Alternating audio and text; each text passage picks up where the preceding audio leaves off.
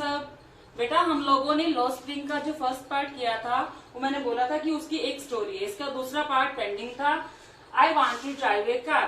बेटा ये कहानी है मुकेश नाम के लड़के की। ये क्या है? ये child labour in glass factory in Firozabad. जो मुकेश है वो एक बाल मजदूर है और वो फिरोजाबाद के अंदर कांच की जो भट्टी है उसमें काम करता है। और फिरोजाबाद बेटा किसके लिए मशहूर है? कांच की चूड़ियां बनाने के लिए बड़ा फेमस है। Wish to be a motor mechanic wants to drive a car. अब मुकेश बेटा जैसे उसमें भी पैराडॉक्स था उस साहिब की स्टोरी के अंदर, उसका नाम साहिब आलम था बट काम उसका क्या था? गार्बेज में से कुछ यूजफुल सामान चुनना। यहाँ भी पैराडॉक्स ये है कि काम तो करता है कांच की भट्टी के अंदर जहां पर उसको बहुत कम आमदन मिलती है, उनका खाना भी बड़ा मुश्किल से 2 वक्त का मिल पाता है, घर भी टूटे फूटे हैं, गलियां भी बड़ी तंग है, कंजेस्टेड एरिया है, लेकिन उसके सपने बहुत ऊंचे है।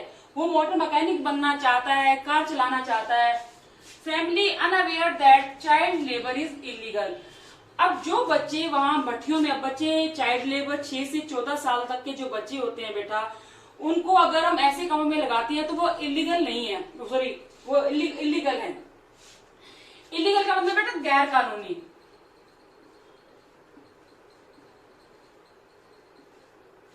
और वहां अगर कहते हैं कि लोगों को पता भी नहीं है कि ये गैर कानूनी काम बच्चों से करवा रहे हैं, अगर उनको ये पता चल जाए तो कम से कम 20,000 20,000 बच्चों को वहां से निजात मिल जाए। यानी 20,000 बच्चे वहां पर इन फैक्ट्रियों में काम कर रहे हैं। Working condition in the glass furnaces. जो कांच की फैक्ट्री है उनकी कंडीशन कैसी है, उनकी स्थिति कैसे है? हाई टेम्परेचर है, बहुत ज्यादा गर्मी है। डिंगी सेल्स, यहाँ डिंगी मतलब बहुत जो जिसमें अंधेरा रहता है, तंग रहती है, बाहर की रोशनी धुंधलापन सा रहता है, रोशनी नहीं आती है अंदर। पुअरली वेंटिलेटेड, कोई भी हवा का प्रबंध नहीं है। Lose eyesight at an early age. जो बच्चे वहां काम करते हैं, काम करते करते जैसे वो युवावस्था में पहुंचते हैं तो उनमें से कुछ बच्चे तो अपनी आंखों की रोशनी ही खो देते हैं। अब ये बच्चे रोशनी कैसे खो देते हैं बेटा? जब वो कांच की फैक्ट्री में चूड़ियां बनती है ना, उनकी हल्की हल्की डस्ट निकलती है। उस डस्ट अगर किसी की आंख में चली जाए तो उनकी आंखों की रोशनी खत्म हो जाती है। Streets of Firozabad. अब उनकी गलियां कैसी थी? तो मुकेश एक दिन ऑथर को कहता है कि मैम हमारे घर चलो। तो ऑथर जब उनके घर जाती है तो रास्ते की गलियों का वर्णन करती है। क्रम्बलिंग वॉल्स, जो दीवारें हैं वो सब हिलती डुलती, मतलब बहुत पुरानी बनी हुई हैं। वॉबली डॉल्स, वॉबली मतलब भी डामाडोल टाइप में, यानी कि दरवाजे हैं फिक्स नहीं है। इट मीन्स बहुत लंबा समय हो गया दरवाजों के फिक्स किए हुए। Human and animals live together. जो वहां पर पशु और जो मनुष्य है वो सब इकट्ठे रह रहे हैं। मतलब क्या है, घर बहुत छोटे हैं, जानवर भी वहीं रह रहे हैं, जानवरों का जो भी कूड़ा कचरा है वो भी यहीं उसी के किचन के अंदर पास में है, घर भी छोटे छोटे हैं, दीवारें भी कच्ची, यानी कि पिटिएबल कंडीशन का जो वर्णन कर रही है रोतर वहां पर। स्टिंकिंग लेन्स, स्टिंकिंग मतलब बदबूदार, बदबूदार मतलब बड़ी स्मेल आ रही है जब वो गलियों से क्रॉस कर रहे हैं। जब वो क्रॉस करते हैं तो वहां पर क्या कौन मिलती है? Elders brother's wife. किसकी वाइफ? मुकेश की भाभी। वो है तो बड़ी छोटी सी उम्र की, लेकिन जब वाइफ मतलब ऑथर उनसे मिलती है तो ऐसा लगता है कि जैसे वो इंचार्ज है फैमिली की, क्योंकि वो तीनों के लिए, मुकेश के लिए, अपने पति के लिए और मुकेश के पापा के लिए खाना बना रही होती है। और जैसे ही कोई बड़ा बुजुर्ग घर में एंट्री करता है तो वो अपना सिर पे उस तरह दुपट्टा कर लेती है और दरवाजे के पीछे हो जाती है। जैसे बेटा हमारे यहाँ ट्रेडिशन में आता है वेल करने का, कि जब कोई बड़ा बुजुर्ग घर में आता है तो आमतौर पर बेटा तुम लोगों ने देखा भी होगा गांव के अंदर क्या होता है, जैसे कोई तुम्हारे दादा या तुम्हारे बड़े बाबा एंट्री करते हैं तो तुम्हारी जो बहू है वो सिर पे घूंघट निकाल लेती हैं। तो ये हमारा ट्रेडिशन है इंडियन। हालांकि आज के टाइम में देखे जाए तो मतलब आज के कॉन्टेक्स्ट के अंदर शहरों में ऐसा नहीं चलता है, तो लेकिन पुराने जमाने में घूंघट की एक प्रथा रहती थी। बड़ा आदमी एक मतलब खूंखार भर के अंदर आता था और औरत दरवाजे के पीछे हट जाती थी और घूंघट निकाल लेती है। तो इससे क्या होता है, मतलब ऑथर ये सोचती है कितनी मैच्योर है, हालांकि उसकी एज इतनी नहीं है, मतलब चाइल्ड मैरिज होगी मे बी उसकी, लेकिन उसमें मैच्योरिटी आ चुकी थी। अब मुकेश के फादर का वर्णन करते हुए कहते हैं कि हेड ऑफ द फैमिली है वो, परिवार का मुखिया मुकेश के फादर हैं।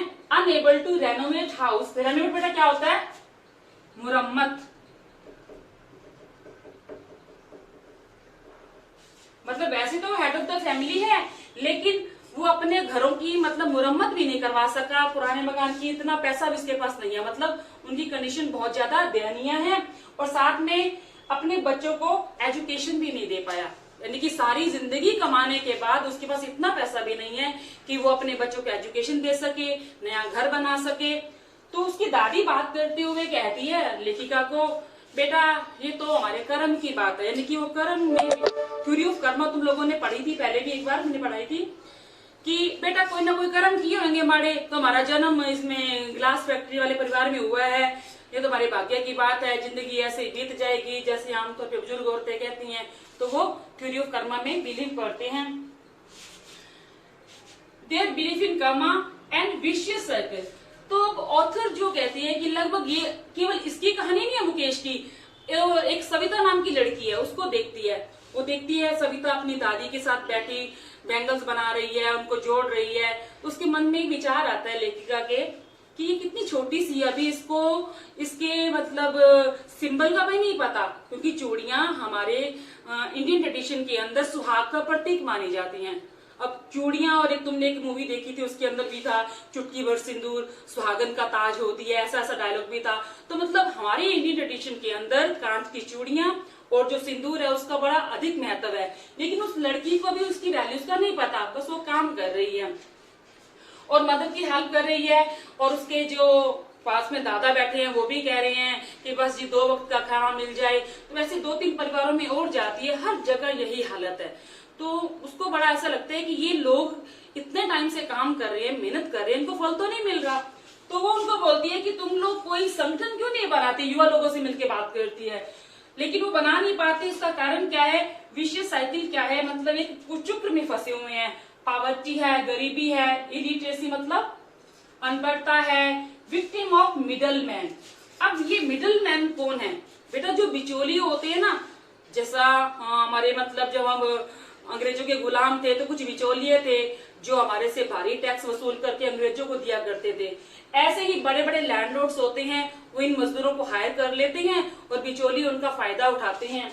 और जब वो पुलिस से भी डरते हैं कि मान लो कोई हम आंदोलन करते हैं या इनके विरुद्ध आवाज उठाते हैं, उल्टा पुलिस है, वो भी तो मिली होती है, पुलिस है या जो राजनेता लोग हैं वो भी हमारी केयर नहीं करते। मतलब कुल मिला के सभी इनको दबाने की कोशिश करते हैं, चाहे वो लैंडलॉर्ड हैं, चाहे वो पुलिस वाले हैं, चाहे वो राजनेता हैं, चाहे बिचौलिए बंदे हैं, यानी कि इन सब ने इनको एक कुचक्र में फंसा रखा है।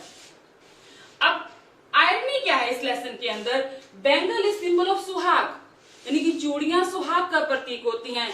लेकिन विडंबना क्या है, चूड़ियां सुहाग का प्रतीक, लेकिन इन्हीं चूड़ियों की वजह से कई बार यंग एज यानी अर्ली एज के अंदर ही मौत का सामना करना पड़ता है। मतलब छोटी एज के अंदर ही आंखों की रोशनी चले जाना या किसी बड़ी बीमारी से ग्रसित हो जाना। तो छोटी छोटी औरतें हैं या औरतें मतलब चाइल्ड मैरिज की हो जाती है, वो विधवा हो जाती हैं, तो ये चूड़ियां ही उनकी विधवा होने का कारण बनती हैं।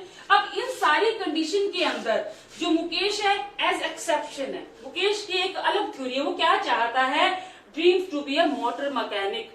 तो वो बोलता है ऑथर अनीस जंग को कि मैं मोटर मैकेनिक बनना चाहता हूँ, मैं कार चलाना चाहता हूँ। तो ऑथर पूछती है तू मतलब कार चलाना जानता है या कहीं तेरे को कहीं सीखा है? तो मैं सीख लूंगा। तो बोले क्या तू हवाई जहाज चलाना जानता है? तो हवाई जहाज तो नहीं जी, हमारे फिरोजाबाद में हवाई जहाज तो कम ही आते हैं। मतलब उसके सपने अपनी हिसाब से तो बहुत ऊंचे हैं, लेकिन इतने ऊंचे भी नहीं है कि वो पार ना कर पाए। तो बेटा ये एम्बिशियस स्टोरी है मुकेश की। तो ऐसी बात नहीं है कि बेटा जो पुराने जमाने में हम पीढ़ी दर पीढ़ी एक ही व्यवसाय में लगे रहे। अगर बच्चा एम्बिशियस है, वो डिटरमाइंड है, तो अपने वो जो एम्स है उसको वो गेन कर सकता है। तो ये बेटा ये मुकेश की स्टोरी है। अभी हम इसके इंपॉर्टेंट वर्ड मीनिंग करेंगे। हाँ जी बेटा, इसके कुछ इंपॉर्टेंट कीवर्ड्स हैं जो एग्जाम के पॉइंट ऑफ व्यू से बहुत ज्यादा इंपॉर्टेंट हैं। जैसे फर्स्ट वर्ड है मिराज, मोस्ट इंपॉर्टेंट वर्ड है। मिराज बेटा क्या होता है, फॉल्स अपीयरेंस या इल्यूजन। फॉल्स अपीयरेंस मतलब जो चीज होती नहीं है लेकिन हमें दिखाई देती है। फॉर एग्जाम्पल जैसे रेगिस्तान के अंदर बहुत गर्मी के हम रेत पर चले जा रहे हैं, लेकिन दूर से ऐसा लगता है कि वहां पानी मिलेगा, लेकिन जब पास जाते हैं तो पानी दिखाई नहीं देता। लेकिन इस लेसन के पॉइंट ऑफ व्यू ये वर्ड कैसे यूज हुआ है, जो मुकेश नाम का लड़का है वो कितनी गरीबी में जिंदगी बिता रहा है और ऑथर उसका जो सपना है मोटर मैकेनिक बनने का, गाड़ी चलाने का, उसको ऐसा लगता है कि ये मिराज की भांति है, कि शायद ये सच हो, क्योंकि इसकी जो कंडीशन है वो उसके अकॉर्डिंग नहीं है। डिंगी मतलब डार्क एंड डर्टी, यानी बहुत ज्यादा अंधेरे वाली और गंदगी वाली जो जगह होती है उसको बोलते हैं। वॉलंटियर, ये वर्ड बेटा तुम्हें पता ही होगा, ऑफर हिमसेल्फ, क्योंकि तुम लोगों को भी जब हम स्कूल में ग्रुप बनाते हैं बेटा, वॉलंटियर कौन है, यानी कि जो अपनी स्वेच्छा से अपनी ड्यूटी को निभाए उसको वॉलंटियर बोलते हैं।